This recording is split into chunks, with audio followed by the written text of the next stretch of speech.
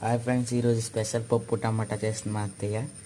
ఈరోజు పప్పు టమాటాకి కావాల్సిన కాయగూరలు వస్తువులు ఏం కావాలో మా అత్తయ్య చెప్తారు. ఇప్పుడు దీనికోసం టమాటా 3 కాయలు కోసుకున్నారు. పప్పు ఏమో ఉడికిస్తున్నారు. పప్పులో పచ్చిమిరపకాయ తీసుకుని.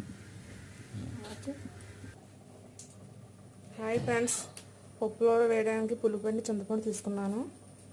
పప్పు ఉడికిన తర్వాత ఇది తీసుకుని దాంట్లో వేసుకోవాలండి. తాలింపుకి కావాల్సినవి పదార్థాలండి: పచ్చిమిరపకాయలు, జీలకర్ర, ఆవాలు, ఎండుమిర్చి, వెల్లుల్లిపాయ రెమ్మలు, కరివేపాకు, లాస్ట్ ఫైనల్గా వేసుకోవడానికి పైన గార్నిష్ కొత్తిమీర.